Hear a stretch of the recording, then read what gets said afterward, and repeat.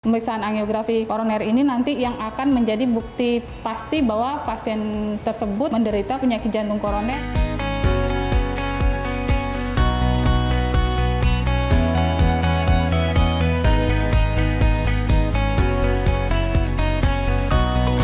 Jadi penyakit jantung koroner itu adalah penyumbatan di pembuluh darah jantung koroner ya. Gejalanya biasanya berupa nyeri dada yang disertai dengan keringat dingin atau mual muntah dan menjalar ke daerah lengan kiri bisa sampai ke rahang. Bisa juga kadang-kadang bisa menyebabkan pingsan. Penyebabnya biasanya orang-orang yang sering merokok, hipertensi tidak terkontrol, kemudian ada penyakit lain seperti diabetes mellitus, riwayat stroke ataupun penyebab-penyebab lain seperti peningkatan kolesterol ya. Jadi makanan yang kita makan sehari-hari yang berlebihan, lemak itu bisa menyebabkan penyakit jantung koroner.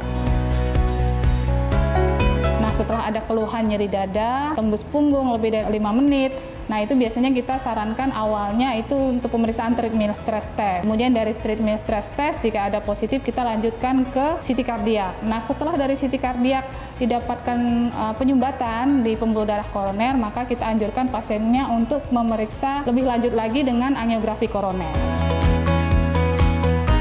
Ya pasti penting sekali ya gaya hidup, karena penyebab jantung koroner itu sendiri karena pola hidup kita. Hipertensi itu kan penyebabnya karena kita sering makan yang tinggi garam, akhirnya terjadi tekanan darah tinggi. Begitu juga dengan plak. Nah, plak di pembuluh darah itu penyebabnya adalah karena kolesterol yang tinggi, berasal dari makanan-makanan yang berlemak, mengandung tinggi lemak, kemudian tinggi juga tepung-tepungan, itu kan akan menyebabkan trigliserida yang tinggi. Kedua hal itu bisa menyebabkan plak di pembuluh darah yang akan menyebabkan penyumbatan di pembuluh darah koroner dan menyebabkan penyakit jantung koroner tadi.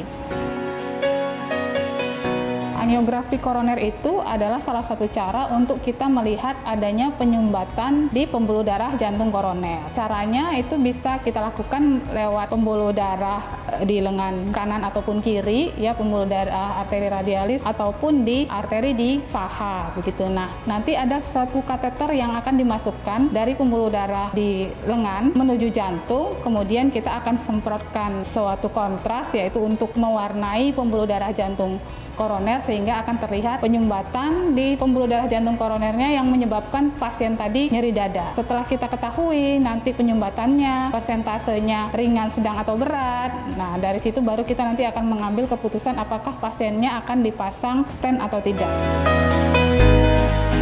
Pasien disarankan menjalani angiografi koroner setelah pasiennya mengeluh nyeri dada, kemudian telah melewati tahap-tahap seperti treadmill stress positif, kemudian dari CT kardiaknya terdapat penyumbatan berat. Nah, kita itu harus melanjutkan ke angiografi koroner. Pemeriksaan angiografi koroner ini nanti yang akan menjadi bukti pasti bahwa pasien tersebut menderita penyakit jantung koroner yang perlu ditindaklanjuti lebih lanjut atau obat-obat saja.